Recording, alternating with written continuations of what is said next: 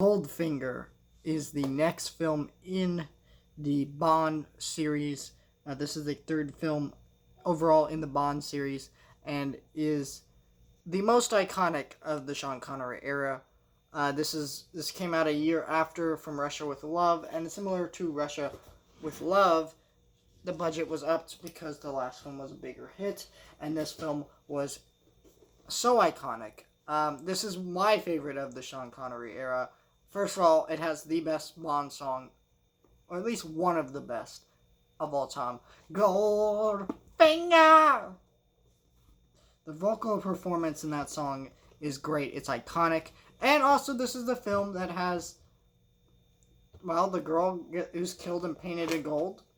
That is a, part of this movie, which is iconic. Everyone knows that part of this movie. When you think Goldfinger, you think that, or you think of the scene with the laser and the villain going, and James Bond goes, "Do you expect me to talk? No, Mr. Bond, I expect you to die." That is a great scene. It's iconic. We also have one of the most menacing villains of all time in James Bond history, Oddjob. He's a side villain in this movie, but yet he is still a very threatening presence because he can kill you literally at the drop of a hat. It is insanely,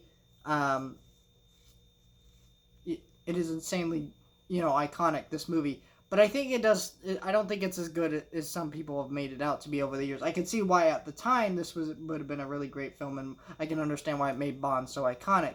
But if this was the first Bond film you ever saw, it wouldn't really bother you what's wrong with this movie, which is that Bond is off. Basically, some screenwriters were worried that Bond was becoming too much of a superhero, so they kind of put him in his place, essentially, in this movie. And a lot of the movie, he does not do much. He sits on the sidelines the whole movie and doesn't really, and the plot just happens to him. He isn't a proactive character in the plot, so the plot just runs into him.